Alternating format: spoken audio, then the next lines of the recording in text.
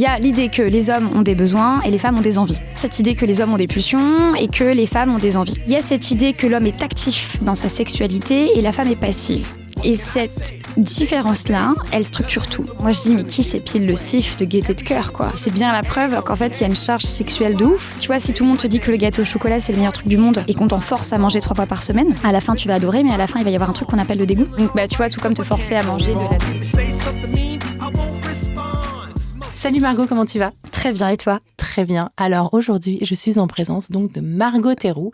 Tu es sexologue clinicienne. Tu viens en aide aux personnes et aux couples qui sont confrontés à des problèmes sexuels. Ouais. Dans ton cabinet à Boulogne. Tout à fait. Tu es l'autrice de La Malbaise. Pourquoi nous faisons moins l'amour et comment réenchanter nos ébats? Pour ceux qui nous regardent sur YouTube, il est là. C'est un essai dans lequel tu analyses notre rapport à la sexualité pour comprendre et dépasser ce que tu appelles la crise du cul que traversent les Français. Alors, moi, ce qui m'a beaucoup touchée dans ton livre, déjà, c'est ça. C'est que tu es super cash. Ouais. Et tu es drôle.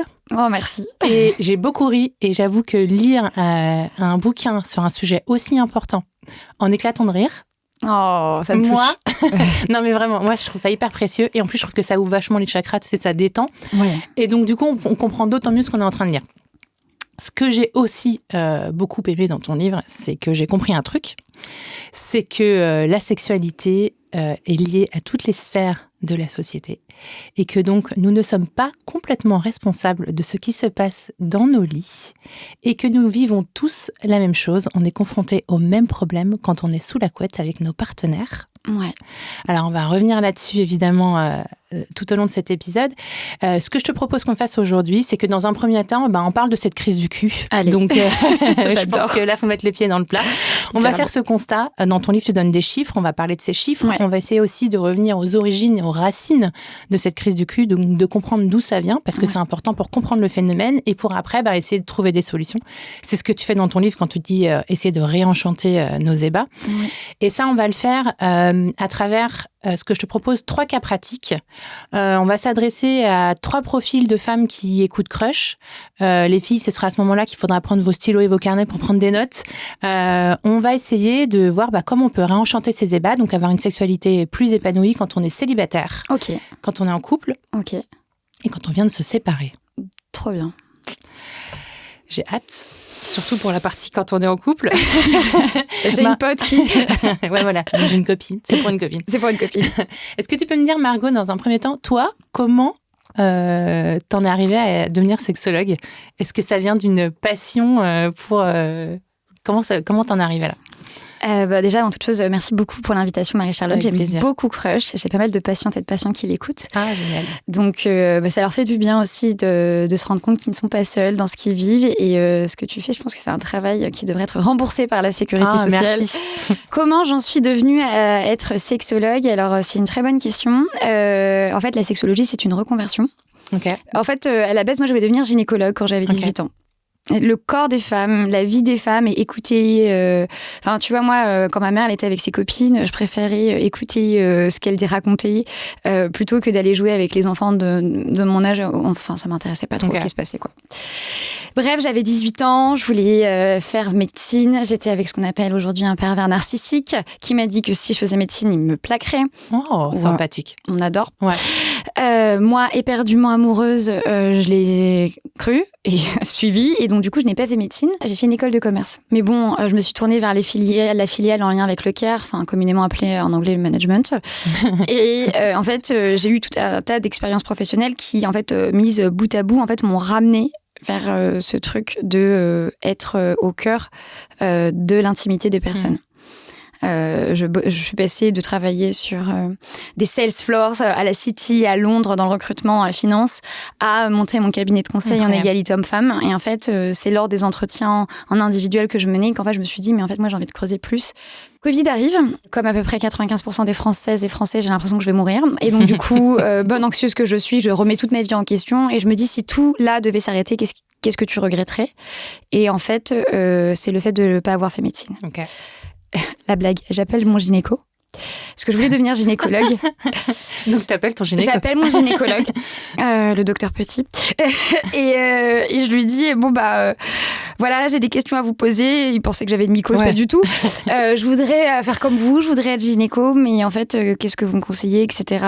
Et en fait, il m'explique que lui, dans son métier, il y a beaucoup de soins. Mais en fait, il y a une place à l'écoute, mais qui est peut-être pas la place que j'imagine. C'est-à-dire, moi, je fantasme le truc, des femmes qui me racontent leur histoire. Et voilà, quand tu vas chez le gynéco, c'est assez rapide, c'est des rendez-vous tous les 3 mois. Surtout c'est un problème d'ailleurs, mais bon. C'est un vrai sujet. Et c'est, en fait, c'est lui qui me suggère la sexologie. Okay. Il m'a dit, par contre, j'ai des consoeurs qui ont fait une formation en sexo, en plus d'être gynéco. Et il m'a dit, c'est peut-être quelque chose qui pourrait vous correspondre. Donc, on dit merci à Monsieur Petit. On dit merci au docteur, qui est un gynéco incroyable, ceci dit. Parce que du coup, tu es devenue sexologue. Grâce à lui. Et tu as écrit ce magnifique bouquin qui va changer nos vies. Voilà. Long story short, voilà. Grâce à mon gynéco. Et si on sautait à pieds joints dans cette crise du cul? Ah, mais j'adore. Mais c'est marrant parce qu'entre l'avoir écrit et te l'entendre dire, genre, même tu vois, si ça fait plus de 6 mois que le livre est sorti, ça fait ting. C'est vraiment le sens de la formule. Enfin, vraiment, je le tiens à le dire. J'adore ça. Moi, les punchlines, j'adore. Alors, donc, tu sais que, parenthèse, mais j'ai beaucoup de mes amis qui me connaissent. Du coup, elles me disent, mais Margot, quand on lit le livre, on t'entend. Ouais. On t'entend vraiment, tu vois. Mais ça veut dire que t'as ton style, quoi. Ah oui. Ouais. Et tu vois, moi qui viens de lancer une newsletter, la newsletter C'est quoi l'amour, j'ai vraiment envie d'arriver à ça. Et de réussir à avoir cette dérision qu'on a souvent dans nos discussions et qui est plus difficile à avoir à l'écrit. Alors, si on s'attaque aux chiffres, tu partages donc des chiffres dans ton bouquin sur la vie sexuelle des Français. Je vais te les donner. Et puis après, on analyse ensemble, enfin, tu me donnes ton analyse de ce que ça veut dire. Allez, c'est parti. Tu nous dis, donc tout ça, c'est des études très sérieuses qui ont été faites auprès de la population française, IFOP et compagnie. 24% des Français n'ont pas eu de rapport sexuel au cours des 12 derniers mois, donc en 2024.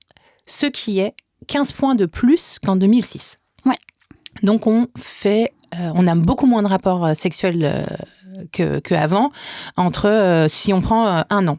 Ensuite, ils ne sont plus que 43% à avoir en moyenne un rapport par semaine, donc c'est un peu moins de 1 sur 2, contre 58% en 2009. Et en parallèle, on apprend que 69% des femmes et 48% des hommes ne vivent pas difficilement l'absence de rapports sexuels dans leur couple.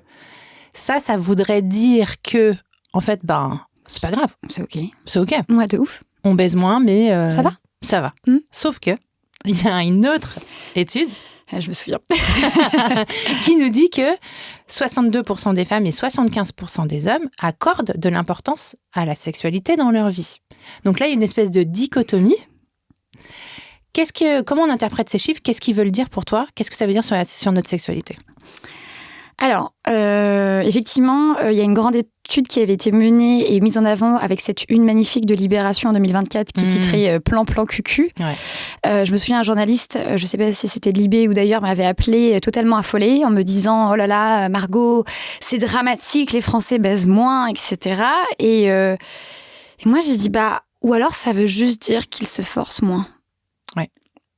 Et là, je me souviens avoir entendu un blanc, limite voir la tête presque désarçonnée du journaliste en train de me dire « Ah oui, j'avais pas pensé à ça. Ah oui, c'est mon taf chaton. » Donc, effectivement, dans les premières pages de la Malbaise, je donne beaucoup de chiffres pour mettre un petit peu de contexte. Bon, déjà, c'est du déclaratif, donc il faut faire très attention et ça, je le précise.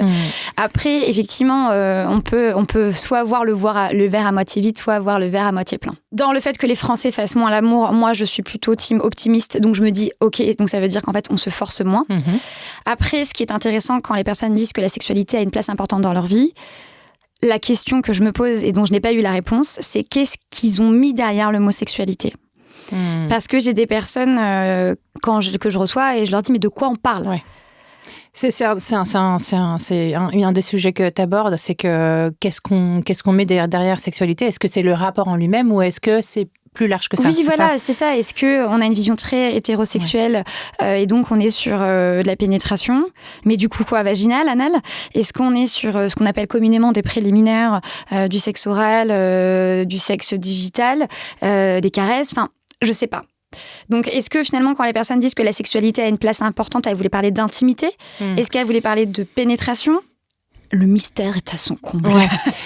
Mais il y a une autre stat aussi que tu donnes, c'est que tu as plus d'une femme sur 3 et 40% des hommes qui se déclarent quand même insatisfaits de leur vie sexuelle. Voilà, c'est ça. Et celle-ci, elle est hyper intéressante. Effectivement, c'est 35 ou 30 ou 40. Enfin bref, en gros, on est globalement d'accord, hommes et femmes. C'est qu'effectivement, il y a un Français sur 3 qui est insatisfait de sa vie sexuelle. Et c'est là, en fait, où j'ai voulu m'engouffrer dans l'essai, puisque c'est ce chiffre-là en particulier qui m'intéresse. Ouais. Enfin, si tu prends toutes ces données en même temps, ça veut dire que de un, il y a quand même des différences entre les hommes et les femmes dans leur ressenti.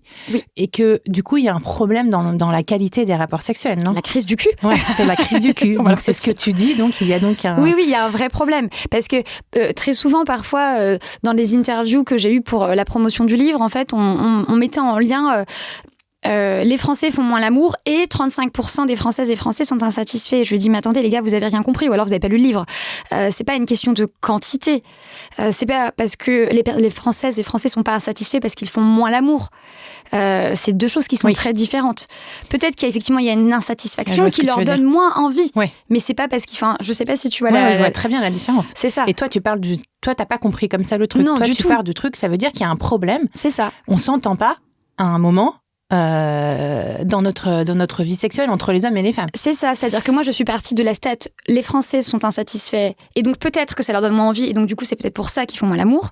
Là où beaucoup de personnes ont essayé de me faire dire, vu qu'ils font moins l'amour, ils sont insatisfaits. Bah non, c'est plutôt le contraire. Ouais, tout à fait. Et donc effectivement c'est dans cette faille que tu t'engouffres et tu conclus. Spéléologue du cul. Spéléologue du cul. Tu conclus. On a l'image. Tu conclus. En disant cette phrase magistrale, on parlait de punchline, il y a donc quelque chose de pourri au royaume de la baise. Nous traversons une crise du cul. Voilà, preach. Voilà. De ce constat, tout en légèreté et en gaieté, moi j'aimerais qu'on revienne un petit peu parce que pour comprendre ce qui se passe dans nos vies sexuelles, dans notre sexualité, il faut revenir aux racines. Et c'est ce que tu fais très bien, aux racines du problème, et c'est ce que tu fais très bien dans l'essai.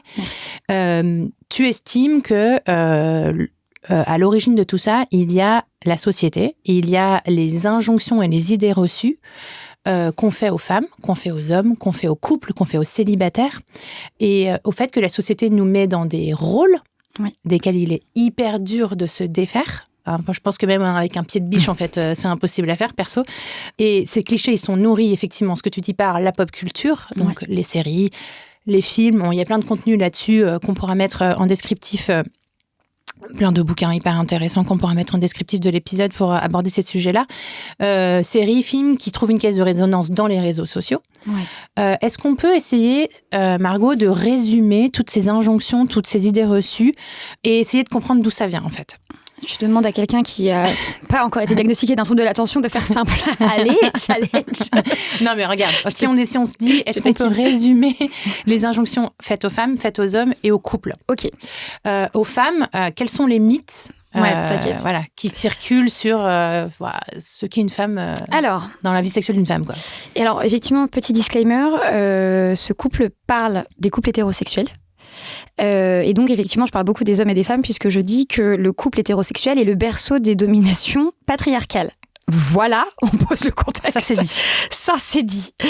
Il y a effectivement, globalement, si je devais résumer les deux stéréotypes qui ont attrait aux hommes et aux femmes, il y a l'idée que les hommes ont des besoins et les femmes ont des envies. Et donc, il y a cette idée que l'homme est actif dans sa sexualité et la femme est passive. Et cette différence-là, elle structure tout. C'est-à-dire que ce soit dans la séduction, en fait, aux prémices du rapport sexuel, du couple ou du plan cul, ou de la relation en tant que telle, les femmes, en fait, on les place comme étant, du coup, objets de désir. Et les hommes sujets de désir. Et ça, c'est quelque chose que je rabâche. Avec mon côté beauf, je mets un peu de philo. Alors, il faut, tu vois, dans une même séance, je peux citer Johnny comme je peux citer Épictète. Ah, c'est bon, ça. Bah ouais, il faut. Et Céline Dion, non, quand même, un peu. Céline Dion, un petit peu, pour que tu m'aimes encore. Ça, c'est plutôt dans les cas de séparation, c'est un peu dur. Et donc, forcément, vu qu'on place les femmes en tant qu'objet de désir et les hommes en tant que sujet de désir, en fait, les femmes ne vont faire se construire leur sexualité par rapport à... Et en fait, toute leur vie sexuelle, amoureuse et sentimentale va être construite autour de cette idée-là. Là où les hommes, ils vont se sentir plus libres de vivre et d'expérimenter leur sexualité, si je devais être très synthétique. Ouais. C'est exactement ça que tu dis. Ce que tu dis, c'est que en fait, il y a une phrase moi qui m'a beaucoup marqué. C'est tu cites un critique d'art qui disait il y a bien longtemps déjà, dans les années 70, les hommes regardent les femmes alors que les femmes s'observent en train d'être regardées. Ouais. Et ça m'a beaucoup touchée parce que tu mets le doigt sur un truc que moi j'avais pas du tout. J'avais pas forcément. Je le pressentais, mais par contre j'avais pas mis de mots et j'avais pas conceptualisé le truc. Et en fait, de se savoir regarder, c'est ça ? Ouais, enfin de savoir que lui, il est en train de le vivre, ouais. Il est en train de me regarder moi, et que moi, en fait, je suis aussi en train de me regarder moi à travers son regard à lui. Ouais. Donc en fait, on se dit que les hommes dans la société, ils ont plus envie, c'est un besoin naturel aussi. Ouais, voilà. Ils ont plus de rapports. Ouais. Ils ont plus de partenaires. Mm-hmm. On leur dit évidemment qu'ils doivent être forts, virils, qu'ils doivent être protecteurs. Qui doivent s'occuper du foyer, qui doivent s'occuper de la famille, que c'est eux qui doivent protéger tout ça. Aux femmes, le mythe, c'est qu'on a moins de partenaires, effectivement qu'on est passif et qu'on a moins envie. On a évidemment aussi toutes ces injonctions faites à notre corps, qui contribuent à ce que tu dis. Donc on doit être il y a tous les attributs, on va dire, émotionnels et tous les attributs de corps, quoi. C'est-à-dire qu'on doit être douce, on doit être gentille, on doit être jeune, délicate, blanche, évidemment, avec ce racisme intériorisé, et toujours un peu aussi dans la contradiction. C'est-à-dire qu'on doit être joyeuse mais pas trop, belle mais pas trop, intelligente mais pas trop. On doit manger mais pas trop.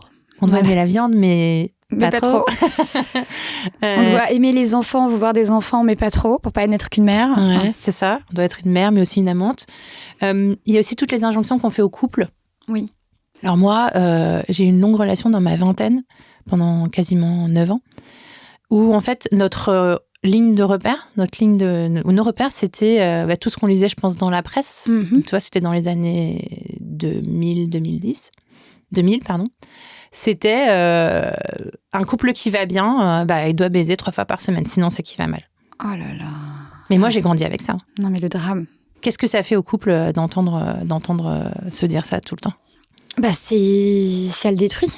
Ça le détruit, et plus que le détruire, ça a des conséquences sur l'estime de soi, plus chez les femmes que chez les hommes, même chez certains hommes, mais de manière générale, dans les asymétries de désir, c'est plus les femmes qui en ont moins. Tu vois, le livre s'appelle La Malbaise, et moi je fais beaucoup de comparaisons, que ce soit dans le livre ou que ce soit dans la vraie vie en séance, avec la malbouffe. Et en fait, tu vois, si tout le monde te dit que le gâteau au chocolat, c'est le meilleur truc du monde, et qu'on t'en force à manger 3 fois par semaine, à la fin, tu vas adorer, mais à la fin, il va y avoir un truc qu'on appelle le dégoût. Et le dégoût, en fait, dès que le mot est prononcé en consultation, il est fatal, ce mot. Moi, quand je l'entends, dans ma tête, je me vois sortir les rames. Je me dis, OK, on part de très, très, très loin. Ça veut dire tu l'entends beaucoup ? Je l'entends quand même, ouais. Beaucoup, non, mais quand même, je l'entends. Et en fait, tu dois tout retravailler, quoi. Donc, tu vois, tout comme te forcer à manger de la nourriture que tu ne veux pas, ça peut conduire à des troubles du comportement alimentaire. Et bien, en fait, te forcer à avoir des rapports sexuels alors que tu ne veux pas, ça peut conduire à des choses tout aussi graves. Ouais. Mais en fait, vu qu'on les minimise tout le temps, vu que la sexualité, c'est un endroit qui est censé être cool, fun et, grosses guillemets, dit naturel. Ouais. Alors que pas du tout. Ouais, ce que tu dis aussi, c'est que la sexualité, ça s'apprend. Ça, je cite effectivement ma consoeur et amie Diane Desvart, qui dit cette phrase que je trouve très juste, le sexe est inné, mais la sexualité s'apprend. Et elle a totalement raison. Ouais. Ça fait référence aussi, quand on se met dans le cadre du couple, à la notion de consentement. Quand tu dis... effectivement, mais moi, je l'ai vécu vraiment comme ça, c'est-à-dire que on me disait qu'il fallait qu'il fallait baiser 3 fois par semaine pour satisfaire que mon couple soit en bonne santé, pour que j'ai l'impression qu'il va bien. Donc en fait, je le faisais, mais j'avais pas envie de baiser 3 fois par semaine. Bah ouais. Donc en fait, t'es dans une absence de consentement et t'es dans une situation qui est carrément chelou, bizarre, pas bonne. Ouais. Et ça, je le dis partout, mais le sexe, les gens qui disent que le sexe, c'est le ciment du couple, ils n'ont rien compris. Le sexe, c'est le ciment d'un plan cul, oui, mais en aucun cas d'un couple, en aucun cas d'une relation. J'espère que dans une relation stable et établie, il y a plus que du sexe, parce que sinon, il faut se poser des questions. Ouais, clairement, moi, j'ai grandi avec cette idée que le sexe est le ciment du couple. Ah, c'est clair. Ouais, moi aussi. Alors nous, c'était pas 3 fois par semaine, nous, c'était 1 fois par semaine. Okay. dans les normes. Putain, t'avais de la chance. Voilà, c'était ça. Mais c'est parce que t'es plus jeune que moi. Oui, c'est ça. Donc, t'avais un peu... tu vois, comme on a vu avec les stats, on diminue, quoi. Mais ouais. Il y a aussi un truc dans le couple, c'est ce que tu appelles le script érotique, oui. qui est toujours le même. Oui. Et ça revient un peu à ce qu'on disait au début sur la notion de la sexualité, c'est-à-dire que le script, c'est aussi le porno qui, je pense, a bien influencé ce script. Ouais. C'est qu'on doit toujours, on met derrière sexualité toujours la même chose, c'est-à-dire des préliminaires. Donc voilà. Ça aussi, tu questionnes la question du préliminaire, la pénétration et l'orgasme. C'est ça, et l'éjaculation, pas l'orgasme, l'éjaculation. Non, si c'était l'orgasme, ça irait très bien.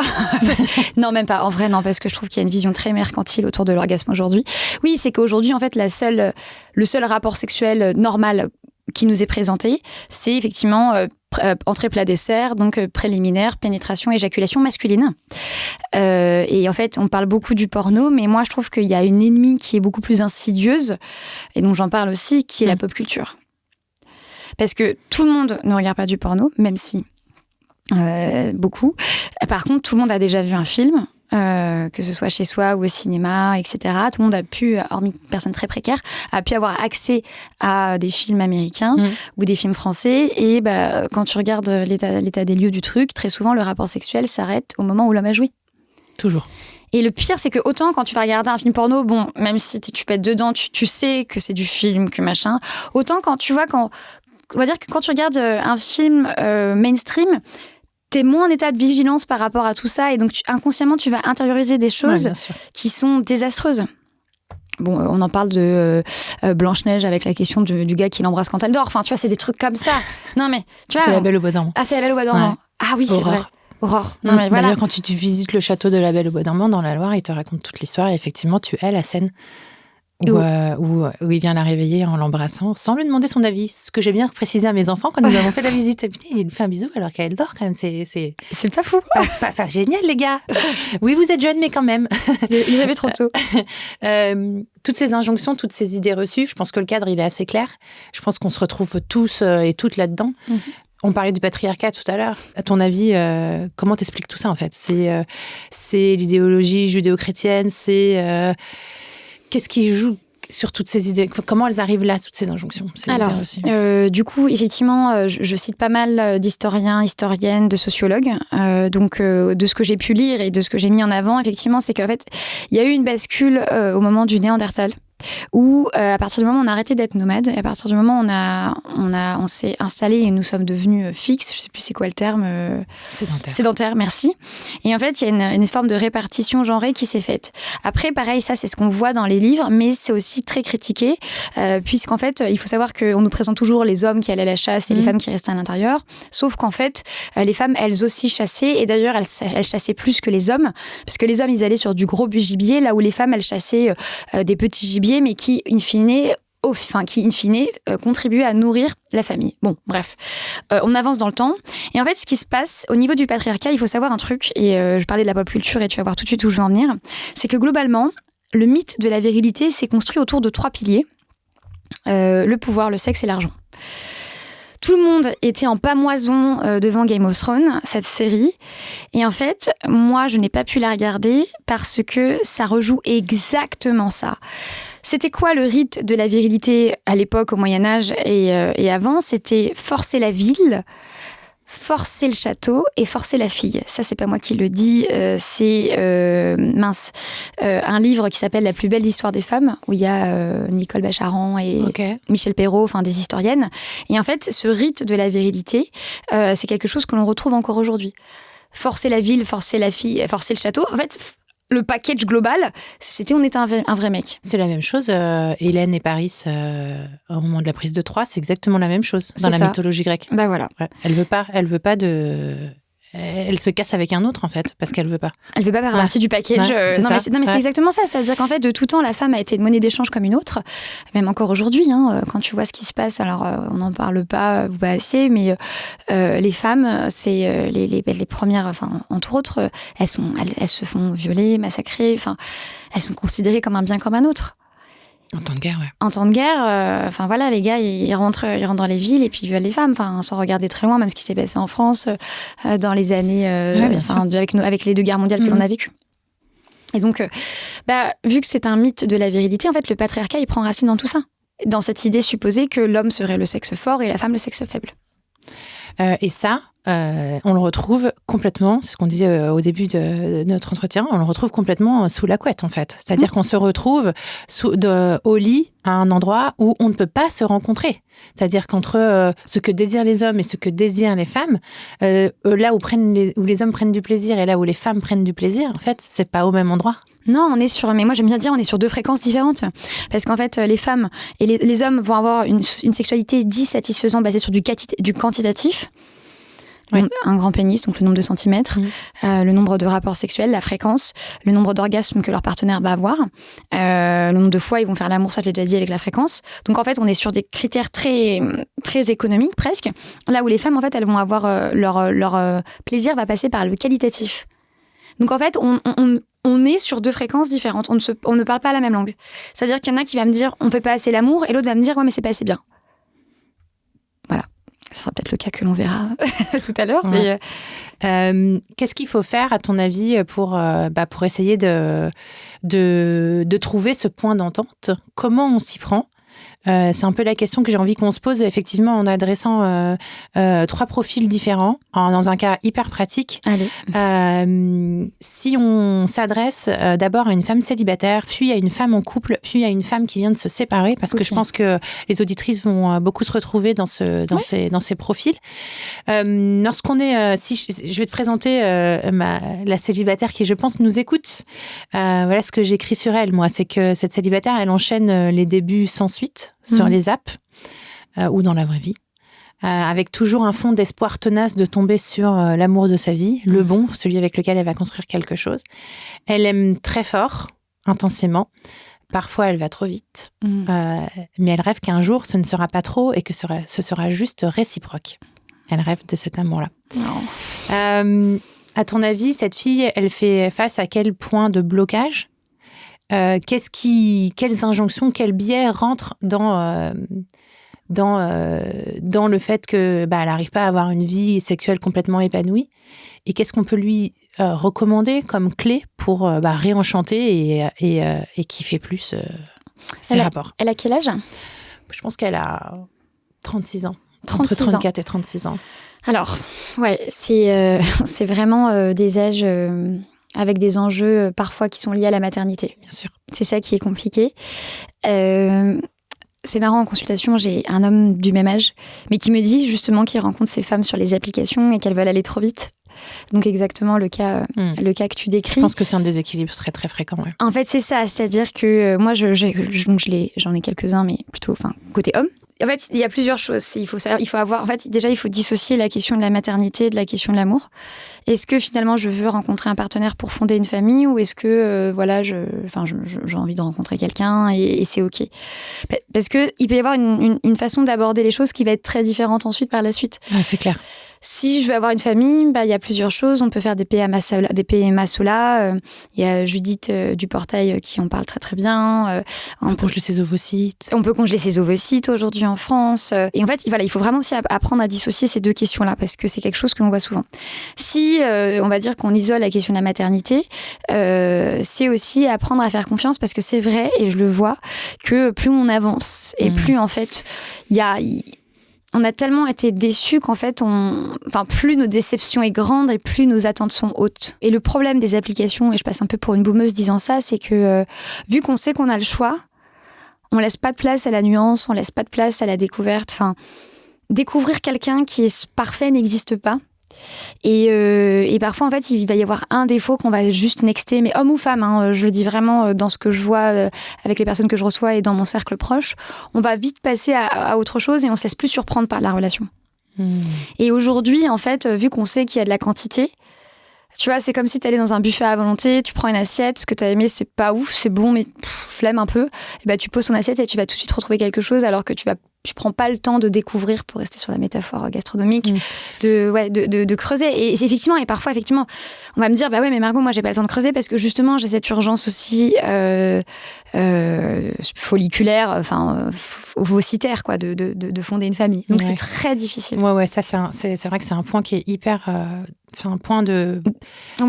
hyper compliqué. Un point d'équilibre hyper difficile. Moi, je me souviens, je l'étais aussi, puisque quand j'ai quitté cette relation, dont je parlais tout à l'heure, j'avais 30 ans. Ah oui. Et effectivement, j'étais aussi dans cette envie de fonder la famille et je mélangeais tout, je confondais tout. Vraiment, je confondais tout.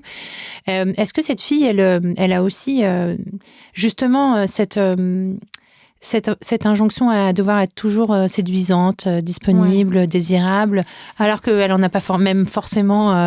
Tu vois, elle y prend pas... Elle kiffe pas forcément ce qu'elle est en train de vivre, mais par contre, elle veut toujours séduire. Ouais, c'est hyper intéressant. Bah, tu vois, je viens de finir le livre de Lorraine Bastide, son nouvel essai qui s'appelle Enfin seule, où effectivement, il y a une forme de pathologisation de la femme célibataire, comme si elle ne devrait effectivement s'exprimer que dans le prisme d'une relation. Moi, je pense qu'elle doit surtout s'écouter. Après, il y a un truc que je peux conseiller sur le plan sexuel. Il y a le mouvement qu'on appelle sexe positif. Donc ça, si elle veut explorer, on va dire, son intimité. Vas-y, raconte-moi. Tu sais pas ce que c'est ? Non. Oh là là. En fait, en gros, d'un côté, on a les clubs libertins pour les gens de droite et le mouvement sexe positif pour les gens de gauche. Ok, vas-y, raconte. C'est le mouvement woke, du coup, à gauche, le sexe positif. En fait, le sexe positif, ce sont des espaces où tu vas pouvoir tester des expériences sexuelles, travailler sur ton plaisir et sur ton consentement en groupe et que ça soit encadré. Ok. Voilà. Ça a l'air mystique comme ça. Non, mais tu peux m'en dire plus. Ouais, non, mais moi je peux même donner un nom. J'ai une connaissance, elle sera très contente que je parle d'elle, qui s'appelle Colette et son pseudonyme. Et Colette se confesse. Colette se confesse, voilà. J'ai un épisode avec elle qui sort bientôt. Eh ben voilà, elle t'a pas parlé de ces cercles. Si, bien sûr, on en a fait ensemble. Enfin bref, je te raconterai après. Oh, waouh, bah, donc tu connais. Enfin, non, j'ai pas fait cette démarche-là. T'as pas fait. J'ai fait autre chose avec elle dans le cadre d'une interview. Mais elle t'en a parlé, peut-être. Oui, mais je la suis de toute façon. Ouais, ok, oui, tout à et donc fait, tu vois, en fait, justement, elle, c'est ce qu'elle fait, c'est super, parce que je la conseille aux personnes, parce que je sais ce qu'elle fait, c'est bien. C'est qu'en fait, tu as un premier atelier sur le consentement, et ensuite, elle propose différents ateliers avec différents intensités, et il y en a, c'est tu peux toucher, il y en a, tu peux toucher et plus. Ok. Voilà. Et en fait, c'est ça le mouvement sexe positif, c'est explorer sa sexualité dans un cadre safe avec des personnes safe. Ok. Et pour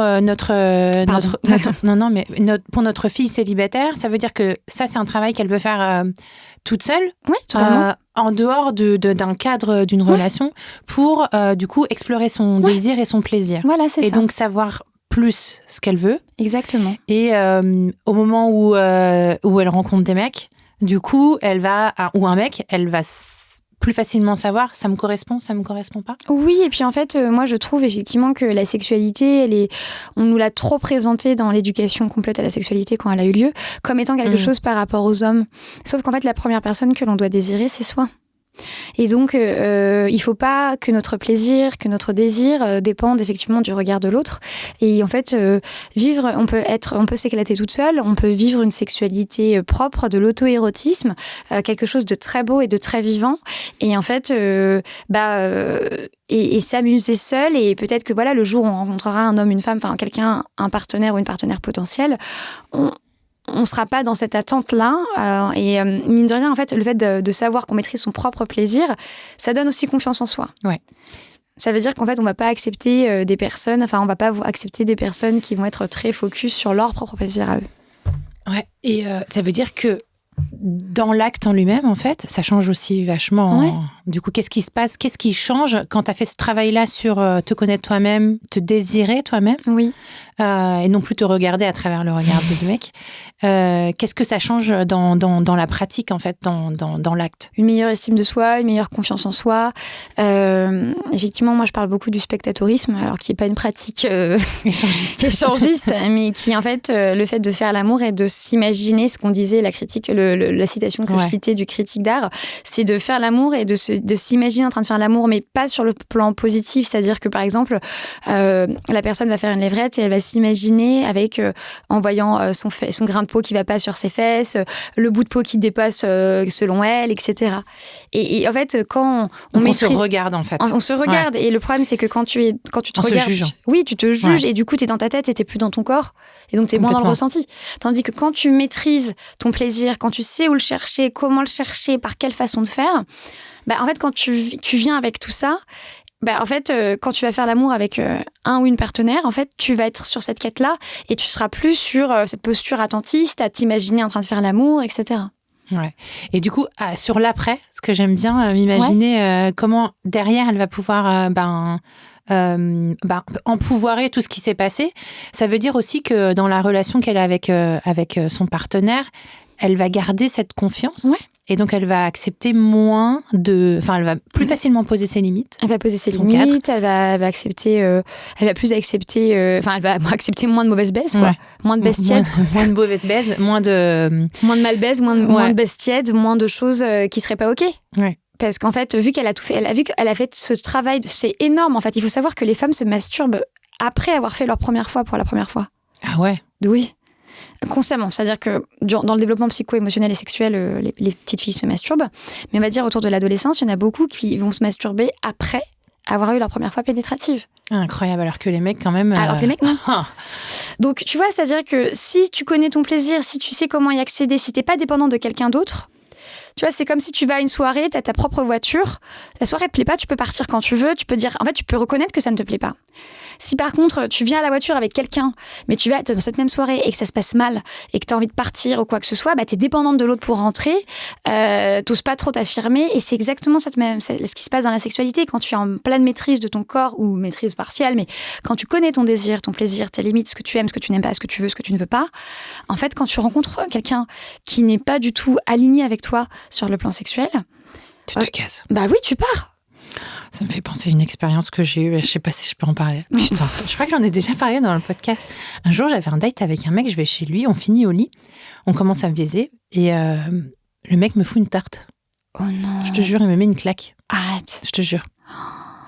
Oh, purée. Et là, j'étais complètement sidérée. Bah, tu m'étonnes. Donc, phase de sidération, parce qu'en plus, je m'y attendais pas du tout. Il était plutôt gentil, doux. On dansait, on faisait de la salsa, on avait un cours de salsa ensemble. Et là, ce que j'ai fait, c'est que je suis sortie du lit, je me suis rhabillée, je me suis cassée. Ah bah heureusement, mais bravo. Et salut ta couronne. Mais si tu vas pas aussi loin, en fait, c'est parce que là, c'est un cas extrême, c'est un cas de violence. Mais ceci dit, lui, il était dans son kiff. Hein. J'aurais dû me douter, sur les murs, chez lui, il y avait des graphes de son ex qui l'insultait. Enfin bref. Oh waouh, on est sur un torturé. Ça, c'est un cas extrême. Mais quand une pratique comme ça a lieu avec quelqu'un que tu connais pas bien, un nouveau partenaire, en vrai, une première fois ou une deuxième fois, c'est vrai que quand tu sais ce que tu veux et ce que tu ne veux pas, ce que tu aimes et ce que tu n'aimes pas, tu poses tout de suite ton cadre, quoi. Ben moi, j'en parle très rarement, je parle très rarement, mais moi, ça m'est déjà arrivé de partir, avant de rencontrer mon mari, de partir à 3h du matin. Ouais. Non, je mérite pas ça. Ouais. Je mérite pas ça. Okay. Voilà, c'était nul. Allez, ciao. Oui, alors probablement j'ai créé des troubles érectiles, et blague, il va venir me voir dans quelques années en consultation, c'est le truc bizarre. En mode non, moi justement, c'est ça, tu vois, c'est ce truc de se dire, je ne mérite pas ça. Je ne mérite pas ça, ouais. Mon corps. Et alors attention, alors ça va pas paraître très chamane, mais genre mon corps, notre corps, ton corps est un endroit, un temple que tu dois honorer et traiter avec respect. Et c'est pas violence ou pas violence, heureusement, mais il y a aussi prendre soin de son corps. La santé sexuelle fait partie de la santé, et c'est pas moi qui le dis, c'est l'OMS. Et l'OMS définit la santé sexuelle comme étant non pas que l'absence de maladie ou d'infirmité, mais un bien-être physique, émotionnel, mental et social. Donc il y a quand même ce truc de s'inscrire dans une idée de bien-être global. Donc en fait, il y a des fois, en fait c'est ça, c'est qu'en fait des fois on mérite pas ça, quoi. On mérite pas ça. On mérite pas ça. Donc, et je crois que c'est un vrai truc que j'ai pas conscientisé jusqu'à présent grâce à toi. C'est se dire en fait non. Traite-toi comme tu mériterais de te faire traiter. Tout à fait. Donc, si on résume pour cette fille... non, mais très bien pour cette fille qui nous écoute. D'abord, une exploration d'elle pour mieux se connaître, mieux connaître son plaisir et donc son désir. Apprendre à dissocier... Son corps aussi. Son corps, évidemment. Apprendre à dissocier ce qui appartient à son envie de maternité s'il est présent. Encore une fois, c'est pas le cas de tout le monde. Et son envie de faire couple voilà, faire couple ou faire famille. Voilà, je pense que ça pourrait être bien. Et du coup, être plus affirmée, avoir plus de confiance en elle pendant les rapports sexuels. Et puis derrière, prendre des décisions plus facilement sur on continue pas. C'était bien, j'ai mérité. C'était bien, c'était bien. Est-ce que mon corps a été traité avec respect ou je ne méritais pas ça. Voilà, exactement, je ne méritais pas ça. Non. Oh, le pauvre. Alors après, si on se projette sur un autre profil qui est la femme qui est en couple, on va dire un couple pas qui est dans la magie des premiers moments, qui est dans une relation un petit peu plus avancée. Alors, elle peut avoir des enfants comme elle peut ne pas en avoir. Ces enfants peuvent avoir 2 ans, 3 ans, d'être en bas âge ou avoir un petit peu plus. Cette femme, pour moi, elle est amoureuse. Oui. Elle aime son cum. Et elle a envie que ça se passe bien. D'accord. Elle a envie d'avoir une vie sexuelle avec lui, épanouie. Elle se rend compte que les choses ont changé entre ce qu'ils ont vécu au début, donc cette folie, cette envie, ce désir charnel, partout, tout le temps, etc. Et qu'il faut qu'elle réinvente avec son mec quelque chose qui leur correspond maintenant, qui sera sûrement différent de ce qu'il y avait avant. Elle fait face à quelle peur ? Elle se prend dans la gueule quelles injonctions et qu'est-ce qu'on lui propose comme clé ? Tu vois, pour essayer d'améliorer la situation. Évidemment, je me reconnais dans ce profil. Je me suis décrite moi-même à l'instant. C'est bien, c'est hyper honnête et merci pour cette vulnérabilité que tu nous donnes, j'adore. Qu'est-ce qui lui arrive à cette fille, en fait ? Je pense qu'elle a un peu les mêmes enjeux que la célibataire, en vrai, sur se connaître elle-même. Parce que c'est pas parce qu'on a 40, moi, j'adore 38, moi, j'adore 40, les femmes de 40 ans. Ouais, 40, 45, 50 ans, qu'en fait, on connaît forcément bien son désir, qu'on se connaît forcément bien, qu'on connaît son plaisir, ses sources de plaisir, son désir, son corps même. Elle fait aussi face à la charge mentale et à la charge sexuelle. Donc la charge sexuelle, c'est ce dont on parlait de devoir satisfaire son partenaire. Ouais. C'est ça, hein ? Oui, c'est devoir satisfaire et puis prendre en charge l'organisation. Enfin, moi, je dis, mais qui s'épile le cif de gaieté de cœur, quoi ? Si c'est bien... Oh, putain. Non, mais vraiment, tu vois, c'est la preuve de la charge sexuelle. C'est-à-dire que cette putain d'industrie, pardon, je suis vulgaire, de la pornographie nous a dit qu'une vulve épilée était ce qu'il y avait de plus sexy. Ce qui, moi, m'interroge parce que je travaille beaucoup sur les enjeux de l'inceste et de l'incestuel. Je suis en mode, quand même, on est un peu sur on est sur quelque chose de très border. Ah ouais. Tu vois ? Bon, bref. Très border. Voilà. Qui paye 60 balles par mois une esthéticienne pour se foutre de la cire chaude sur la vulve, quoi ? Je l'ai fait. Je le fais. Mais c'est bien la preuve qu'en fait, il y a une charge sexuelle de ouf. C'est-à-dire qu'il faut dépenser du temps, de l'argent. C'est du temps où tu bosses pas. C'est du temps où tu prends pas du plaisir. Enfin, à moins d'avoir des kinks un peu chelous. C'est clair. Donc non, la charge sexuelle, c'est ça. Alors, la femme de 40 ans qui est en couple depuis longtemps... Je précise un truc. Ce n'est pas toi. Non, c'est pour une copine. Non. Je pense que son enjeu aussi, c'est réussir à lancer la conversation. Oui. Justement. Ouais. Première chose, en tout état de cause, un couple qui est ensemble depuis longtemps, moi j'adore. C'est-à-dire qu'on a une vision, encore une fois, dans cette société qui est dopée à la dopamine, à la nouveauté. L'ancien nous paraît vieux et délétère et le neuf nous paraît beau et excitant. Moi je trouve que... Consumérisme. Oui, non, mais c'est exactement ça, hein, vraiment. Je fais beaucoup de liens également entre le sexe et le capitalisme. Mais en fait... je trouve ça très beau et très sexy, un couple qui est ensemble depuis longtemps. Je vais faire la meuf.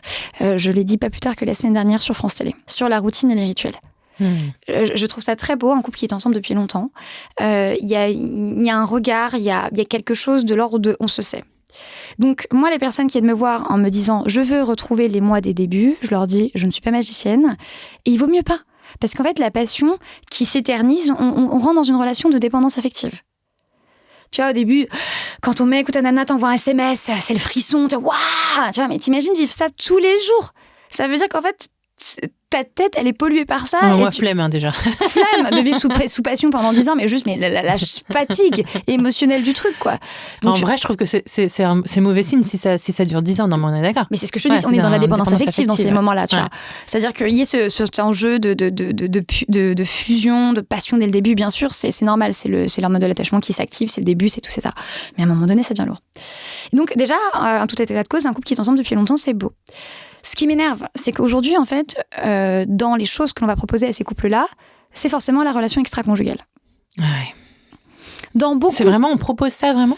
Mais tu vois, déjà, il y a Gliden qui fait des pubs dans le métro. J'ai rien contre la tromperie. C'est horrible. Ah. J'ai rien contre la tromperie, au contraire. Je déteste ces pubs. Bah moi, ça me met mal à l'aise parce que justement, en fait, à un moment donné, je crois que leur pub c'était pour lutter contre le mal de tête et éviter le Doliprane. Enfin, ils ont pas cité le Doliprane, mais tu vois, pour éviter le cachet pour le mal de tête.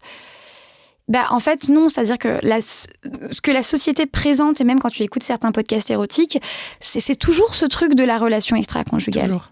Tu vois ? Et moi, ça m'énerve. Voilà, là, je m'énerve. Ça me saoule. Je n'ai rien contre ça. Au contraire, j'ai pas mal de personnes, hommes et femmes, je le dis, qui ont des relations extra-conjugales et qui viennent m'en parler. Je suis pas curée. Et moi, ce qui m'intéresse, c'est pas la tromperie en tant que telle, c'est ce qu'elle veut dire. Parenthèse terminée sur ce truc-là. Mais du coup, pour le couple qui est ensemble depuis longtemps, encore une fois, avoir du désir pour quelqu'un d'autre, c'est totalement naturel, c'est totalement humain. Mais si tu as du désir pour quelqu'un, mais que tu n'as pas envie d'aller voir ailleurs, eh bien, il y a un truc qui est génial, c'est la séduction. Et là où ma chère consoeur disait les personnes à se forcer un peu, parce que l'appétit vient en mangeant, non, c'est faux. Moi, je dis, l'absence de sexualité, c'est pas grave. Par contre, l'absence de séduction et de sensualité, ça, c'est gênant. Moi, ça me dérange pas qu'on fasse pas l'amour pendant un an. Par contre, il faut qu'il y ait de la séduction. Il faut qu'on se fasse des dates. Et tout le monde n'a pas la thune de payer une babysit. Donc, en fait, on peut se faire des dates à la maison. Moi, j'aime bien cette histoire et ils m'ont autorisé à en parler. J'ai un couple, en fait. Ils n'ont pas beaucoup de sous. Enfin, ils ont un peu d'argent, évidemment, mais... Voilà, quoi, ils n'ont pas l'argent, ils n'ont pas de famille proche pour une babysit, et puis leur bébé est petit, ils n'ont pas très envie de confier à quelqu'un qu'ils ne connaissent pas, enfin, assez classique. Et en fait, ils s'achètent des pots de tzatziki de 5 marques différentes. Et en fait, ils font une évaluation sur la texture, le goût, la couleur et l'adhérence avec le pain et le croustillant. C'est leur date, c'est leur rituel. Mais je trouve ça trop drôle. Et en fait, ils se font des espèces de tests consommateurs toutes les semaines. Ou toutes les 2 semaines. Alors, au début, c'était tzatziki, le guacamole, le houmous de betterave. Et ensuite, ils sont partis sur des nuggets, sur n'importe quoi, tu vois. Mais c'est leur rendez-vous, quoi. Mais c'est à mourir de rire. Et le rire est hyper important dans le couple, tu vois. Tu vois, ils se tapent des barres, quoi. Et donc, l'idée, c'est de se créer des rendez-vous, non pas pour faire l'amour, mais au moins pour se retrouver. Et l'avantage, c'est que moi, je dis, en fait, on prend ce qu'il y a dans le frigo et on rajoute des épices. Si t'es avec ton mec une soirée toutes les 2 semaines, et ben ça sera cette soirée-là. Si vous voyez 10 minutes le matin, bon, un peu galère, mais tu vois, si vous êtes tous les deux entêtés et que le gosse il est chez la nounou, et ben ça sera durant le déj du midi, vous êtes entêtés. Il n'y a pas besoin de grandes choses pour faire de belles choses. Et ça, je le répète tout le temps, et je le redis, il n'y a pas besoin de grandes choses pour faire de belles choses. Ok. On nous vend la lingerie à 150 balles, le week-end en relais château à 300 balles, la babysit à 150 balles. Non. Personne n'a 500 €. Enfin, ça coûte. T'imagines ? En plus de ça, t'as une chambre. Non, mais je ne fais que plus soyer là. Je plus sois. Et donc, pour revenir sur le sujet de la sexualité, donc là, je vous parlais de séduction. Alors attends, juste sur un truc sur la séduction. Oui. Qu'est-ce que tu penses de le week-end jamais en jogging devant son amoureux ? Est-ce que je suis un peu partagée là-dessus ? Alors, je veux bien ton avis. Alors, je vais te donner mon avis, mais je vais te donner mon avis non pas en tant que sexologue, mais en tant que femme. Donc là, c'est pas la sexologue qui parle. Donc du coup, c'est plus un conseil qu'un avis. Non, un avis plutôt qu'un conseil. Moi, le jogging, c'est pour les règles. Okay. C'est pour les règles. Le legging, c'est pour les règles. C'est voilà. Par contre, c'est vrai que, en fait, c'est parce que anecdote. Quand je vais au cabinet, je me sens plutôt bien. Enfin, c'est important. Enfin, dans moi, ce que j'estime bien. Il y en a qui diront que je suis très classique. Et du coup, tu vois, j'ai mon mari qui m'a dit pourquoi tes patients, ils ont le droit à une version hype de toi et pas moi. Il a raison, c'est-à-dire que dans un rôle de représentation, machin, truc et tout. Et en fait, moi, il faut savoir que le maquillage et le vernis, c'est quelque chose qui m'a sauvée en postpartum. C'est ce qui m'a... Avant, je me maquillais pas trop, du coup, tu l'as compris. Quand je suis devenue maman, c'est un truc qui m'a fait énormément de bien. Et là, je suis, je pense comme à peu près toutes les Françaises et Français, Loulou Kitchen. Et tu vois, elle dit que le matin, elle prend 5 minutes pour se préparer, pour se maquiller un petit peu, parce que ça la reconnecte avec non pas pour son mari, mais déjà pour son propre désir vis-à-vis d'elle-même. Ça, c'est vrai. Donc, le jogging le week-end, moi, je suis pas fan. Putain, je suis tous les week-ends en jogging, meuf. Mais, encore une fois, je te dis, c'est pas l'avis d'une professionnelle. Non, mais il est sexy, mon jogging. Et c'est sexy, mais en plus, moi, le jogging, ça me va absolument pas. Il y a rien qui va, ça moule ce qu'il faut pas. Enfin, bref. Donc, non, mais ça dépend, tu vois. Mais moi, je sais que j'aime bien m'habiller le week-end. Voilà. Ok. Donc, on fait attention à soi. Déjà, on se plaît à soi-même. Mais c'est surtout pour toi. On se plaît à soi-même et on entre dans un jeu de séduction.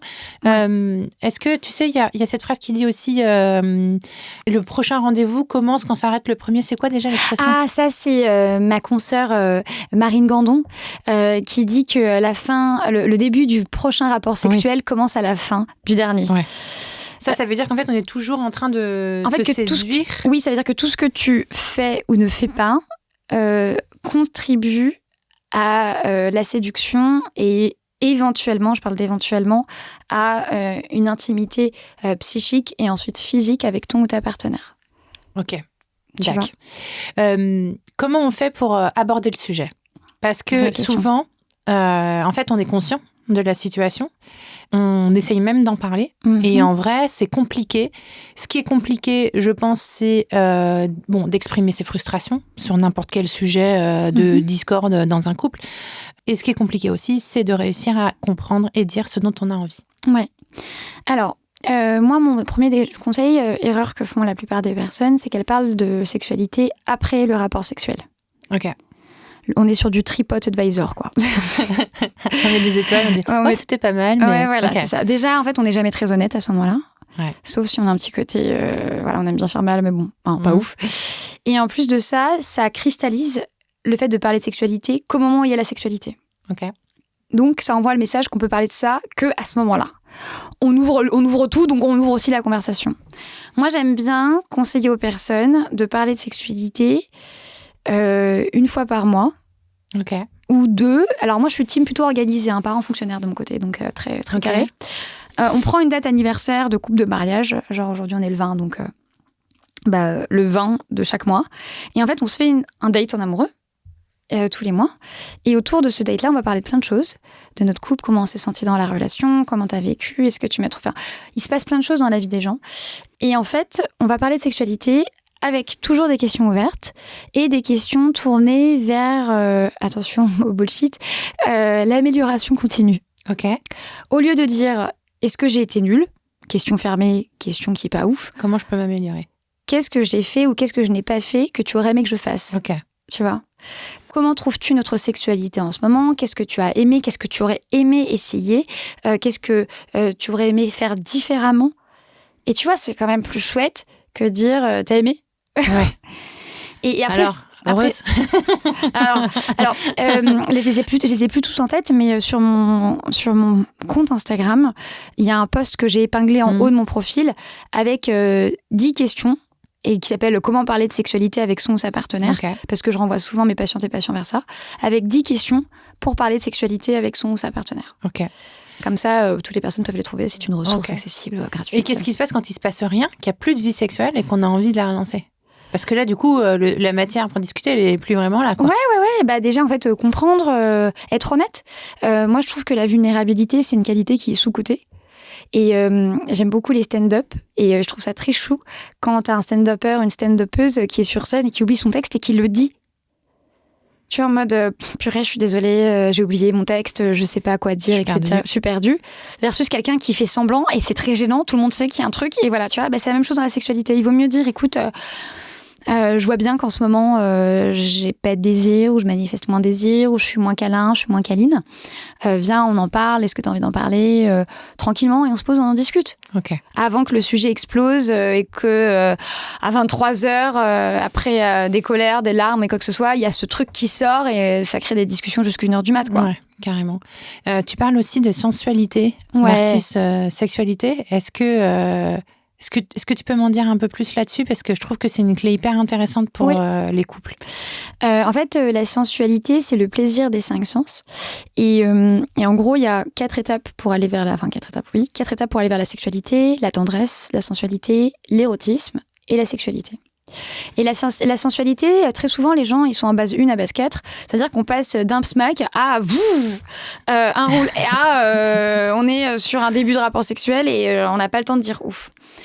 Aujourd'hui, la sensualité... Ça, c'est vrai. Non, mais c'est vrai. Enfin, tu te retrouves à faire un smack. Et d'ailleurs, j'ai beaucoup de femmes qui n'osent plus approcher leur mec parce qu'elles se disent, non, mais tu sais que je vais l'embrasser, je vais lui faire un câlin. Il va croire que... Le gars, il va croire que c'est porte ouverte, quoi. Alors que... C'est-à-dire, en plus, dans ce cas-là, on projette un truc qui n'est pas forcément vrai pour lui. Hein. Et ce qui est vrai, t'as totalement raison de le dire, c'est-à-dire que très souvent, j'ai les hommes en consultation quand je reçois les couples, ils la regardent, mais en mode, mais pas du tout, en fait. Donc ça, déjà, il faut le dire, en fait, à son partenaire. C'est pas parce que je t'embrasse, je te fais un smack, je te mets la main dans le dos, je te caresse la joue, je te mets la main dans le cou. On n'est pas sur le même, on n'est pas sur de la sexualité là. Je veux forcément un rapport. Ouais. Et puis même sur un de mes posts, je disais il y a quelque temps, avoir du désir ne veut pas dire avoir envie de faire l'amour. Ça n'a rien à voir. Non, me dire, pardon. C'est beau, la racine latine de désir, c'est sidératio ou quelque chose comme ça, et qui signifie l'absence d'une étoile dans le ciel. C'est joli, hein. Ah ouais. Ouais, c'est hyper beau. Ah wow. Ouais, c'est hyper mimi. Mais ça veut dire quoi ? En fait, c'est le manque. Ah, c'est le manque. Et le désir, c'est l'émotion du manque. C'est une émotion. C'est le fameux chemin entre la sécurité, la zone de sécurité et la zone de liberté. Et t'as le désir qui est entre les deux, quoi. Oui, voilà, c'est ça. Et avoir du désir pour quelqu'un, ça veut pas dire faire l'amour. Ça veut dire que là, à l'instant T, elle nous manque et on aimerait... Voilà, soit de la tendresse, un bisou, un câlin, un smack, soit un baiser langoureux, une danse à deux, une douche à deux, un massage qui est de la sensualité, soit quelque chose de plus érotique, soit de la sexualité. Mais le désir, c'est le ressenti du manque. Ouais, l'autre jour, je parlais avec des copines et justement, on se disait, c'est marrant, je le désire quand il est pas là. Ouais, bah tu vois. Mais par contre, quand il est là, je le désire vachement moins. Ben ouais, parce qu'en fait, je vais faire une autre, mais tu vas voir mon côté up and down en termes de référence. Quand tu vas chez Sephora. Ouais, je vais rarement, mais vas-y. Les meufs, elles te sautent dessus. Ouais. T'as l'impression d'être un pot de miel, quoi. Ouais, clairement. T'as pas... Tu vois, tu t'es dit, vas-y, je vais aller chercher mon fond de teint, je sais pas quoi. Tu rentres dans la boutique, elles te sautent dessus, tu ne peux pas ressentir le manque. Et donc, du coup... Toi qui t'étais imaginé vagabonder, prends ton thé, elles sont dessus, elles t'étouffent avec leur propre désir à elles qui te vendent un truc, et du coup tu repars. Moi je pars. Ouais. Je me sens oppressée, je fais non. Oppression, ouais. Ah non. J'ai un enfant de 2 ans et demi que j'aime d'amour, mais qui me sollicite de permanence. C'est pas pour quand je prends du temps pour moi, je me fasse aussi solliciter. Ouais. Je ressens pareil. Et ben c'est la même chose avec le désir, tu vois, c'est-à-dire que tu rentres dans la boutique, tu n'as pas le temps de vivre ton désir, de te laisser porter, tu vois, l'essence par les odeurs, par les lumières, par les couleurs, que de suite, tu n'as pas le temps de vivre cette expérience sensuelle au sens propre du terme, que tu as quelqu'un qui te saute dessus, qui présuppose son propre désir sur le tien, qui veut te vendre un produit, et du coup ça te coupe. Et c'est la même chose dans ton couple. C'est-à-dire que le désir, il faut qu'il ait la place de le faire, il faut que tu aies la place de le faire naître, il faut que tes sens soient là. Mais si quelqu'un vient en te disant « j'ai envie de toi », on reprend ma métaphore du gâteau qu'on te donne sous le nez, t'as plus envie.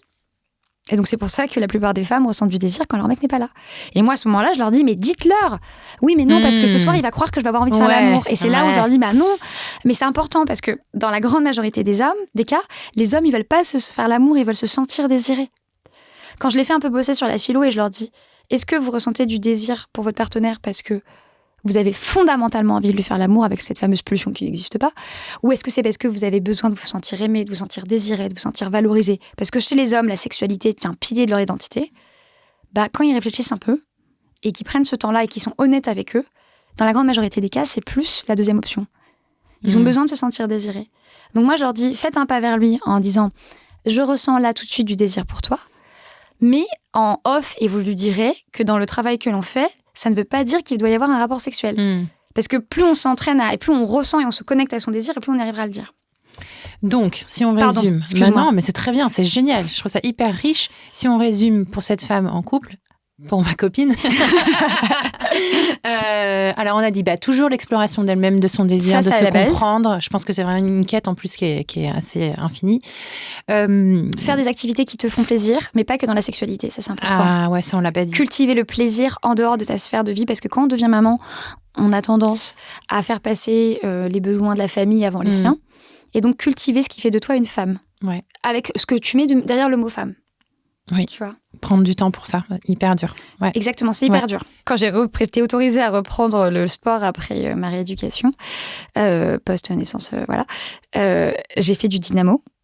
Et j'ai pleuré sur le vélo tellement que j'étais contente d'être là. C'est clair, je te comprends. Et puis en plus, c'est hyper transcendantal leur cours et tout. Enfin, tu vois, bonne parisienne. La course, c'est pas ça. La course, pareil. La natation pour moi. Enfin, bref, plein de choses, quoi. Donc, cultiver son désir. Enfin, cultiver son plaisir. Son plaisir, mais son plaisir en dehors de la sexualité, parce que c'est la même chose. En dehors de la sexualité. Cultiver ce qui fait de toi une femme, voilà. Cultiver son couple. Cultiver donc cette histoire de cultiver la séduction. Et la sensualité. Communiquer aussi sur ces sujets, sur ce n'est pas parce que je te dis que tu me manques, que j'ai envie de toi quand t'es pas là, que je te passe la main dans le dos, que je te fais un bisou, que je mets la langue, que ça va forcément dire qu'on va finir par un rapport sexuel. Ouais, exactement. Selon le script érotique. Non, c'est ça. Qu'on connaît tous. Et ne pas oublier que la sexualité est à l'image de la vie. Tes envies de quand tu t'es mis avec ton mec à 20, 30, 40 ans, 10 ans plus tard, elles peuvent avoir évolué parce que tu as changé.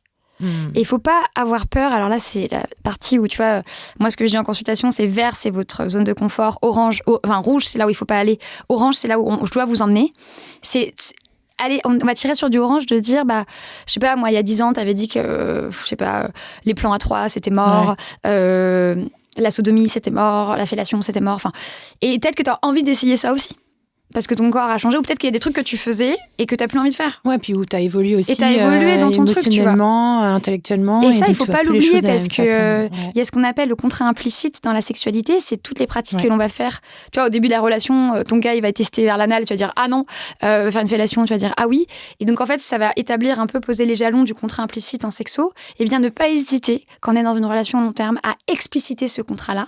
En disant, tu vois, au début, j'étais un peu frileuse sur telle ou telle pratique. Et peut-être qu'aujourd'hui, j'aurais envie d'essayer. Ou alors, au début, où je t'avais dit OK pour ça, mais en fait, je me rends compte que ça me plaît plus. Parce que... Tout comme les fantasmes, c'est un peu les mêmes Alors, les fantasmes, c'est différent, parce que oui, les fantasmes évoluent, mais c'est quelque chose qui est c'est ton truc. Tu vois, c'est ta créativité, c'est ton jardin érotique. Un fantasme est là pour nourrir ta sexualité. Il n'est pas spécialement là pour le réaliser. Et pour le partager à l'autre ? Non. C'est marrant parce que moi, j'ai l'impression, maintenant, je me dis, il faudrait que je partage mes fantasmes. Ça dépend, si tu as envie de les réaliser, oui. Ouais. Mais s'ils sont réalisables ou pas. Voilà, si tu veux faire l'amour sur la grande roue, place Concorde, je te dis, bon, Marie-Charlotte, why not ? Mais tu risques d'être arrêtée pour délit d'exhibe, tu vois. Mais non, mais blague à part. Non, mais tu vois, c'est-à-dire que parfois, j'ai des femmes qui me disent, oh là là, quand il est en train de me faire un cunilingus, je pense à quelqu'un qui n'existe pas, ou à un collègue ou une collègue. Et est-ce que c'est trompé ? Est-ce que c'est grave ? Je dis, mais non, mais pas du tout. Enfin, tant mieux, ça veut dire que votre créativité érotique, elle s'active. C'est plutôt chouette, c'est cool d'avoir des trucs qui sont encore rien qu'à nous, quoi. Il y avait encore un truc que tu voulais dire, mais je passe à perdre le flot. Non, c'était ça, c'était celui-là. C'était de la remise en cause du contrat implicite. Ouais. Ok, super. Notre dernier cas, et on va essayer d'aller un peu vite parce qu'on est en train de déborder de ouf. La femme séparée. Oui. Donc, cette femme, elle a eu une relation longue pendant longtemps. Elle a un peu porté quand même la charge émotionnelle de la relation pendant longtemps. Elle a finalement décidé de se séparer. Aujourd'hui, elle est dans une phase où je dis qu'elle est décomplexée parce que en fait, elle est libérée de plein de trucs. Elle cherche encore l'amour, le frisson, la rencontre, enfin tout ce qui fait du bien. Et elle cherche aussi de la bonne baise. On est d'accord ? On est d'accord. En revanche, elle est bien décomplexée. Elle veut plus se faire chier avec les contraintes et elle sait mieux ce qu'elle veut. Est-ce qu'il y a des choses à activer particulièrement pour réussir à avoir une vie sexuelle encore plus épanouie ? Non, je pense pas. En vrai, tu vois, j'ai en train de réfléchir et je pense que les conseils qu'on a donnés pour la célibataire, c'est à peu près les mêmes. C'est-à-dire que si elle veut aller plus loin, elle peut aller tester dans les mouvements sexpositifs, etc. Si elle veut aller... Attention, par contre, et je le dis, il y a quand même beaucoup de dérives sectaires là-dessus. Il y a beaucoup de dérives sectaires autour de ces trucs-là. Pas sur le sexe positif, mais tout ce qui est tantra. Ça frôle vers du chamanisme moderne, Mivilude. Enfin, il y a un épisode de Méta de choc sur les dérives du yoga et du tantra. Et je vous invite à l'écouter parce que... Ça fait grave flipper. Ça fait grave flipper. Et il y a beaucoup de stages tantriques qui sont très dangereux parce que déjà on touche avec la respiration et donc voilà, ça peut créer de l'hyperventilation. Et en plus de ça, il y a une vision très mine de rien derrière ce côté très new age, très genré de la femme, parce qu'on parle de féminin sacré, donc ça exclut totalement les femmes trans. Et donc il faut faire attention avec ces trucs-là. C'est un petit moment de prévention parce que... Ok, donc on va voir Colette, on a dit. On va voir Colette. Moi, c'est la seule que je connais, donc je ne peux que citer elle en toute honnêteté intellectuelle. J'en connais pas d'autres et mes patients ne m'ont pas parlé d'autres endroits. Ils m'ont beaucoup parlé. Ils me parlent beaucoup de clubs échangistes.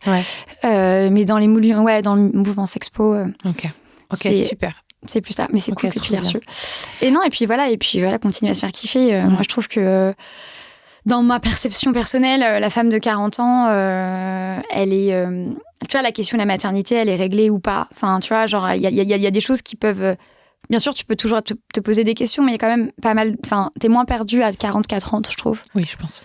Après, c'est un avis hyper personnel. Non, mais si, moi, je me sens beaucoup moins perdue qu'à 20, 25, 30, 35, c'est clair. Et ce qui est marrant, c'est que j'observe vraiment un décalage entre les femmes de 40 ans et les hommes de 40 ans. Les femmes de 40 ans, mais c'est des bombes, mais pas physiquement, mais les nanas, elles dégagent une confiance en elles, un truc complètement dingue. Là où les mecs, tu vois, ils ont leur crise de la quarantaine qui leur tape dessus. Et c'est pour ça que ça crée des décalages.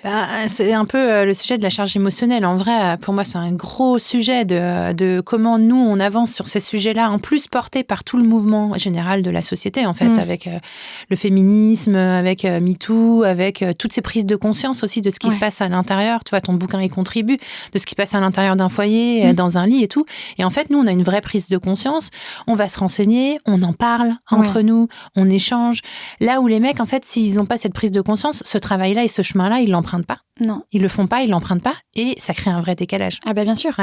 De façon très symbolique, il y a 2 questions que je pose au tout début des séances, c'est est-ce que vous avez déjà vu un ou une sexologue et est-ce que vous êtes suivi par un ou une psy ?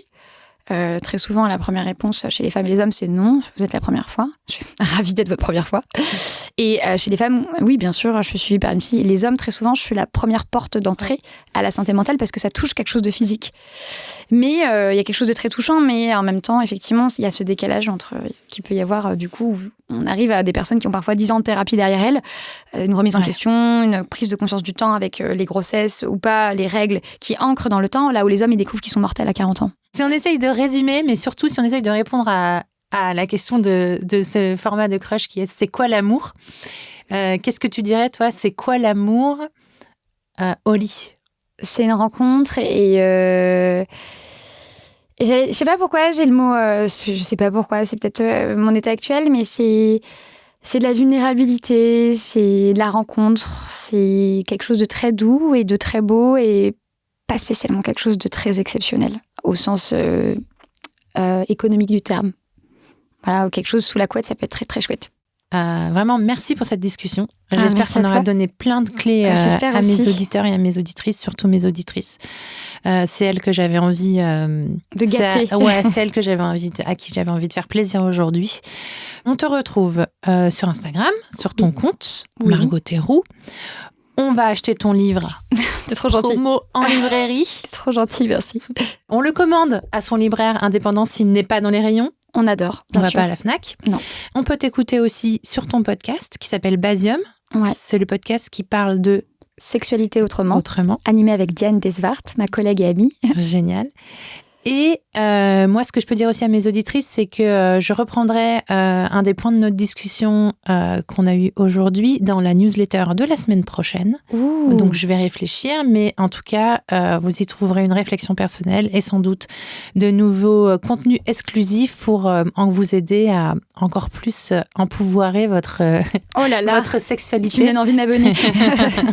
En tout cas, merci Margot, c'était trop chouette de te rencontrer, avec d'avoir cette discussion à la fois détendue et avec une valeur dingue. Donc, merci beaucoup. J'espère que j'ai pas raconté trop de bêtises. Non, je crois pas.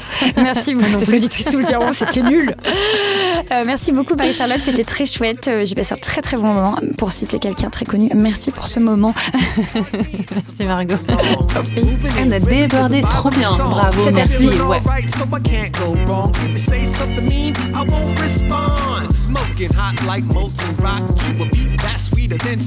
I put the whole world under my spell where I know everything is gonna go well.